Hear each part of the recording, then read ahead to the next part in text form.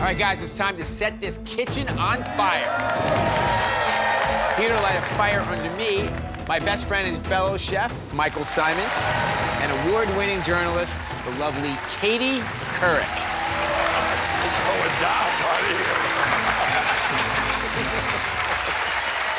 I've never done this before. It's really simple. You have to get me beat. That's going to be so much fun because I I know. love you, but you are a bit cocky, and I like when you are humiliated. You've said that to me for decades. I have. First time I ever did a cooking demonstration on the Today Show, Katie called me cocky 30 seconds into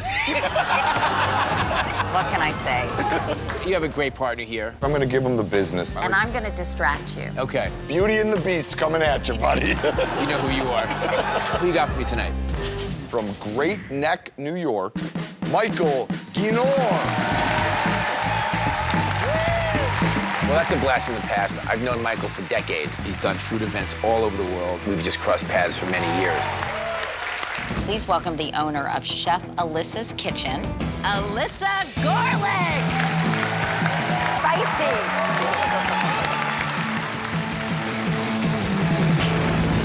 To get to me, you must go through each other. You're gonna have 20 minutes to use an ingredient of my choice and make it the star of your dish. And that ingredient is mackerel. I'm having a momentary panic attack as I have not cooked mackerel in quite some time. The skin is really gummy in texture and it's oily, so it's really important to balance that out. These guys behind me, they'll decide which one of you goes up against me in round 2. Ready? Go.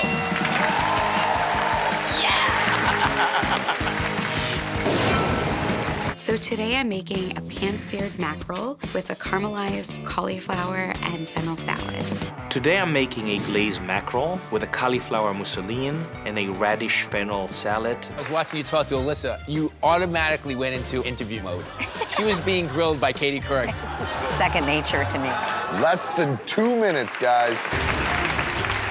I put the cauliflower rice on the plate. I'm adding the fish and a salad. 30 seconds.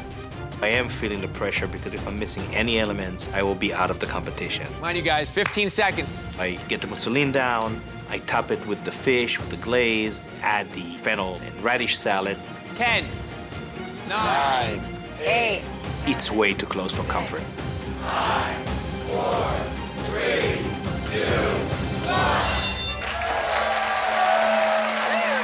It looks beautiful. I put all the flavors I wanted to on the plate. I glance over at Alyssa's. It's very composed. The elements look perfectly cooked. Maybe I should have hustled a little more. It's gonna be a very close call. Michael and I are here to figure out which chef is going to beat Bobby Flay. Chef Alyssa, tell us what you made. I did a pan-seared mackerel with caramelized cauliflower and fennel. The fennel and the earthiness of the cauliflower and then that sweet little pop from the tomatoes plays very well with mackerel, but the mackerel lacks a little bit of seasoning. I noticed that you didn't take all the skin off. It got a little tough at the end of it. That's not really working for me. The mackerel, though, is really nice. It's a beautiful dish, and I love the freshness of the ingredients, but maybe just a little more acidity to tie all the ingredients together. Okay. Chef Michael, tell us about this dish. It's a Japanese glazed mackerel with a cauliflower mousseline and a fennel radish salad. I think it was a beautifully composed and well thought out flavor profile. The crunchy fennel and radishes add a really nice layer of texture to the smooth mousseline and the soft fish. The mousseline is delicious and creamy. I love the soy element of the fish, but I would have liked it cooked a little bit more. They both had a little trouble with the mackerel itself, but it's all gonna come down to who mastered the flavors. We have decided the chef to beat Bobby Flay is...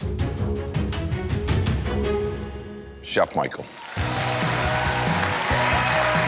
Even though I didn't get to compete against Bobby, I got to show that I'm a fighter Great job. and nothing's gonna stop me. Your dish showed a lot of finesse. Continue to be creative, and I think that you have an excellent chance of beating my friend Bobby. I'm honored to be trying.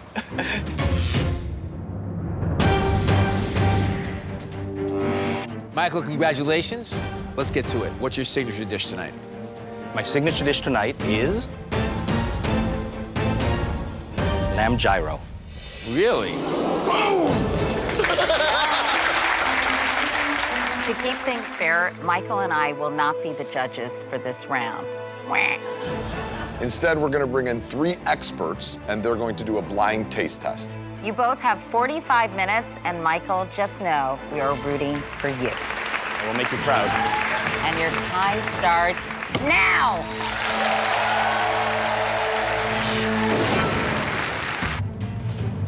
5 minutes.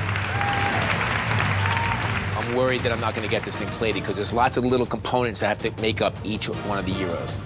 Bobby looks like he's a little under the gun here. He's usually not quite this stressed. Shut up, Michael.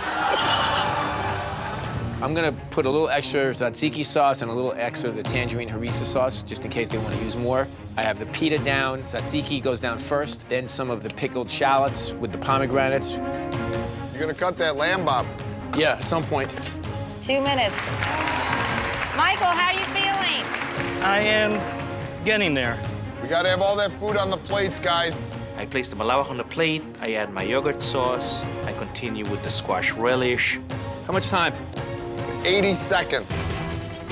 I'm slicing my lamb and I see the clock is getting away from me a little. Not sure I'm gonna get everything on the plate. I need to start slicing the seared lamb leg. It's gonna be just enough time to try to get it all done. 10, 9, And finally, the radish salad. 6, 5, 4, 3, 2, 1.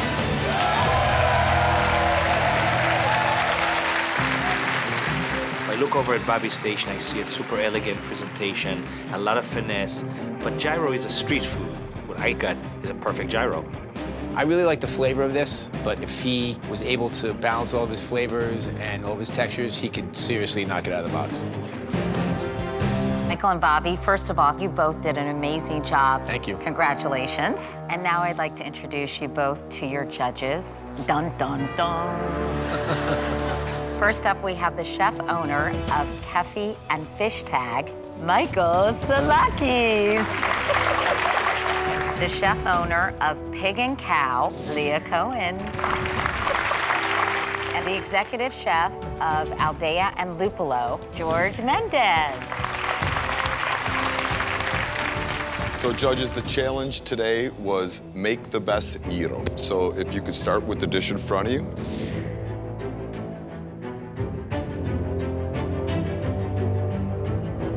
This is far from street food. It really is bringing it to a different level. I mean, it's just a long, great flavor profile here. The lamb is cooked spot on. Lamb loin, I love the crust on it. I love the seasoning on it. I didn't love the tangerine harissa sauce. And the pita I don't necessarily love so much. It kind of looks like a big English muffin that was like cut in half. I really enjoy the tzatziki and the crunch of the pomegranate seeds. I just want to see more meat on it. I did everything I wanted, but the bread may be overwhelming the entire thing. If you guys could flip plates and taste the other gyro.